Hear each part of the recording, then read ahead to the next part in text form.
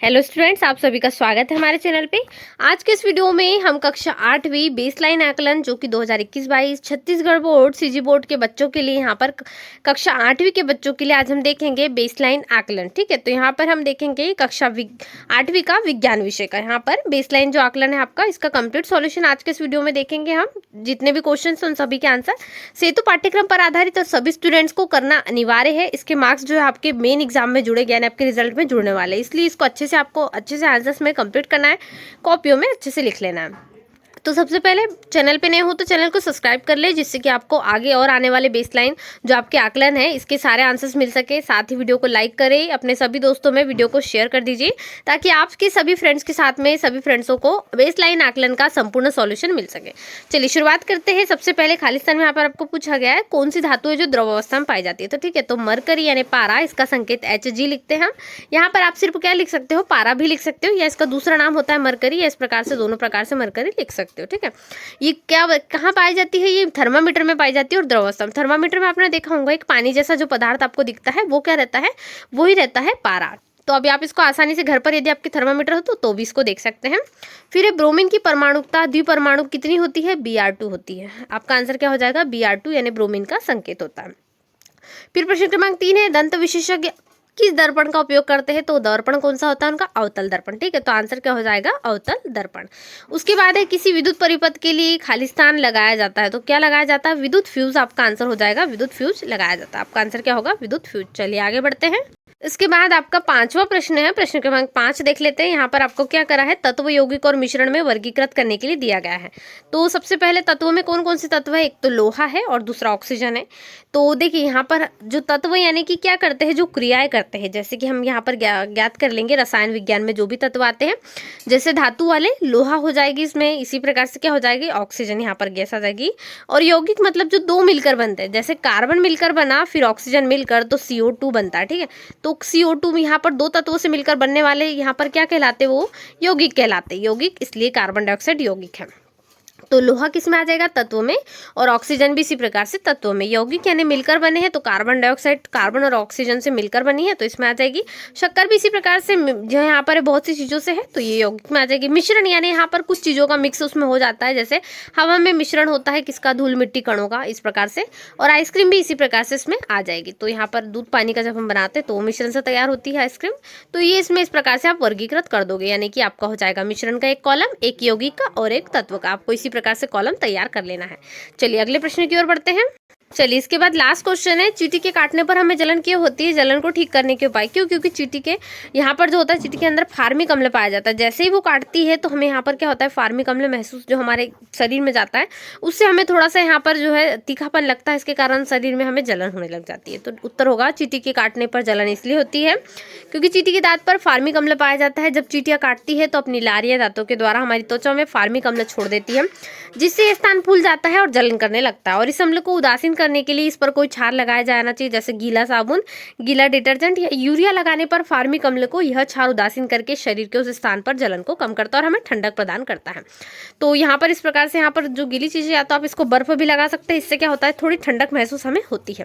तो ये उत्तर हो जाएगा आपका प्रश्न क्रमांक 6 का। चलिए आगे देखते हैं। इसके बाद आपका प्रश्न क्रमांक 7 है, क्वेश्चन नंबर 7। आपको यहाँ पर क्या करना है, जो कोसा रेशम कीट है उसका जीवन चक्र आपको यहाँ पर बताना है। ठीक है, तो जीवन चक्र सबसे शुरुआती यहाँ पर किससे होगा, अंडे से। देखिए सर्वप्रथम जो रेशम कीट का जीवन चक्र होता है वो अंडे से शुरुआत होता है। यहाँ पर उसके अंडे होंगे, फिर उससे प्यूपा बनेगा, उसके बाद में उससे कोकून निकलेगा। इस प्रकार से यहाँ पर ये जो दिख रहा है आपको चित्र में वो बना लेना। इस प्रकार से इसकी आकृति कई बार दर्शाती है। उसके बाद में जो एक कीट है वो किस प्रकार से धारण कर लेगा, एक वयस्क का रूप धारण कर लेगा। तो यहाँ पर ही आपको पूरा चक्र इस प्रकार से बना लेना है। आप चित्रों को बहुत अच्छे से बना लीजिए, पेंसिल का प्रयोग जरूर करें चित्र को बनाने में। तो इस प्रकार से यहाँ पर लार्वा से प्यूपा बनेगा और प्यूपा से यहाँ पर वयस्क। ठीक है, अंडे से शुरुआती कण होता है। ये आपको पूरा इस प्रकार से आंसर लिख लेना है। यहाँ पर जो रेशम कीट का जीवन चक्र है वो आपको दिया गया है। चलिए आगे बढ़ते हैं। चलिए क्वेश्चन नंबर 8 देख लेते हैं। चम्मच के दबे हुए उभरे हुए भाग में अपना चेहरा देखने पर प्रतिबिंब का आकार कैसा दिखाई देगा। गोली दर्पण के कोई दो उपयोग भी आपको बताना है। ठीक है, तो आप जैसे चम्मच के दबे हुए भाग में आपके घर में जो स्टील का चम्मच होगा उसमें अपना चेहरा देखिए, आपका प्रतिबिंब कैसा होगा, आपको उल्टा प्रतिबिंब प्राप्त होगा और छोटा भी दिखाई देता है। क्यों, क्योंकि अवतल दर्पण की तरह कार्य करता है। इसमें प्रतिबिंब इसी प्रकार से दिखाई देते हैं। आप इसको घर पर भी देख सकते हैं ट्राई करके। चलिए, गोली दर्पण के 2 उपयोग भी आपको कहा गया है, तो वाहनों में पीछे के यात्री देखने में और यहाँ पर दाढ़ी बनाने में भी, टार्च में, प्रयोगशाला उपकरण में और भी इसके उपयोग दिए गए हैं, तो ये भी आपको लिख लेना, जैसे कि यहाँ पर सारे उपयोग दिए गए हैं। चलिए, उसके बाद क्वेश्चन नंबर 9 देख लेते हैं। दी गई सारणी को पूरा कीजिए। तो इसमें स्रोत दिए गए हैं और अम्ल दिए गए हैं, जैसे कि यहाँ पर स्रोत किससे मिलेंगे, हमें किससे प्राप्त होते हैं ये स्रोत, नींबू, सेब, चींटी, दही, चाय, सारे खट्टे पदार्थ में यहाँ पर देखिए अलग अलग प्रकार के हैं। नींबू में सिट्रिक अम्ल, सेब में मैलिक अम्ल, चींटी में फार्मिक अम्ल पाया जाता है, इससे संबंधित अभी हमने एक क्वेश्चन भी कर लिया। दही में लैक्टिक अम्ल और चाय में यहाँ पर जो हमारे दैनिक अम्ल होते हैं वो पाया जाता है। तो ये आपको चार्ट तैयार करना है अच्छे से, इसमें आपको सारणी को पूरा करना था, तो अम्लों के यहाँ पर नाम इसमें लिख लेंगे आप अच्छे से। चलिए, इसके बाद अगला प्रश्न देख लेते हैं। लोहे की कील से विद्युत चुंबक कैसे बनाया जाता है, आलपीन के चिपकने का कारण बताइए। ठीक है, तो यहाँ पर आपको लिख देना है किस प्रकार से होता है। तांबे की जो कील है उसके ऊपर लपेटकर तांबे के तार के दोनों सिरों को आप बैटरी के धन और ऋण सिरों के साथ जोड़ दे, तो तांबे के दोनों छोरों के तार बैटरी में जुड़ने के बाद उसमें विद्युत धारा प्रवाहित कीजिए। अब एक छोटी सी लोह धातु कील के पास लाएंगे तो वह लोह धातु क्या होगी, कील में चिपक जाएगी। ये पूरा आपको लिख लेना है। फिर 11वें प्रश्न में क्या करना है, 2 ठोस और 2 द्रव धातु के नाम। तो द्रव पदार्थ में कौन से आ जाएंगे, पदार्थों के नाम लिखना है आपको। तो पदार्थ में पानी और तेल जो दोनों पतले होते हैं यानी द्रव होते हैं। ठोस यानी जो हमारे हाथ में अच्छे से आते हैं ठोस पदार्थ वो होते हैं, जैसे लकड़ी और पत्थर, ये ठोस हो जाएंगे। चलिए, इसके बाद 12वां प्रश्न देख लेते हैं। तो अब हमारा 12वां और लास्ट क्वेश्चन है, सजीव श्वसन क्रिया में कौन सी गैस ग्रहण करते हैं और कौन सी गैस छोड़ते हैं। ठीक है, तो सजीव यानी जो सांस लेते हैं वो क्या करते हैं, ऑक्सीजन गैस ग्रहण करते हैं यानी ऑक्सीजन लेते हैं और कार्बन डाइऑक्साइड छोड़ते हैं। तो ये आपको आंसर लिख लेना है। तो आज के इस वीडियो में हमने बेसलाइन आकलन कक्षा 8वीं विज्ञान विषय के सभी प्रश्नों के उत्तर देखे। ऐसे ही वीडियो के लिए सबसे पहले चैनल को सब्सक्राइब कर ले, वीडियो को लाइक करना बिल्कुल भी ना भूले। 8वीं के अपने सभी विद्यार्थियों के साथ वीडियो को जरूर शेयर करें। चलिए, मिलते हैं नए वीडियो में, तब तक वीडियो को लाइक शेयर करना बिल्कुल भी। चलिए, इसके बाद अगला प्रश्न है क्वेश्चन नंबर 13, सूर्य ग्रहण का नामांकित चित्र बनाएं। ठीक है, तो देखिए सूर्य ग्रहण यहाँ पर आपको देख लेना है, जब चंद्रमा और पृथ्वी इस प्रकार से हो, इस स्थिति में तो सूर्य ग्रहण होता है। तो यहाँ पर सूर्य आ जाएगा, फिर चंद्रमा और उसके बाद पृथ्वी। इस प्रकार से आपको ये डायग्राम जो है कंप्लीट तैयार कर लेना है सूर्य ग्रहण का, किस प्रकार से पृथ्वी होगी, फिर चंद्रमा होगा और फिर सूर्य। तो ये स्थितियां हो जाएगी उत्पन्न जब सूर्य ग्रहण होगा। चलिए, इसके बाद अगला प्रश्न, तो क्वेश्चन नंबर 14 है, एसआई पद्धति में लंबाई, द्रव्यमान, समय का मात्रक लिखिए। लंबाई यानी कि हम कितनी दूरी तक जाते हैं, ये लंबाई हो जाती है। कितना मीटर कपड़ा लेते हैं तो ये मीटर में होता है, तो लंबाई का मात्रक हो गया मीटर। द्रव्यमान का मात्रक कितना हो गया, किलोग्राम। कि हम कोई भी वस्तु लेते हैं, शक्कर हम क्या बोलते हैं, हमें इतने किलो चाहिए तो हम किलोग्राम में लेते हैं। समय यानी सबसे छोटी यहाँ पर सेकेंड इकाई हो जाएंगे। ठीक है, तो ये आपको लिख लेना है। फिर 15वें में आपको ऐसे 2 पौधों के नाम लिखना है जिनकी पत्तियों को हम खाते हैं। तो बहुत सारे, जैसे पालक हो गया, मेथी हो गई, और भी बहुत सारी पत्ती है। फिर मूली की भी खा लेते हैं हम, पत्ता गोभी की भी पत्तियां खाते हैं। ठीक है, तो ये सारी चीजें इसमें आपको लिख लेना। ज्यादातर भाजिया की जो है हम पत्तियां खा लेते हैं।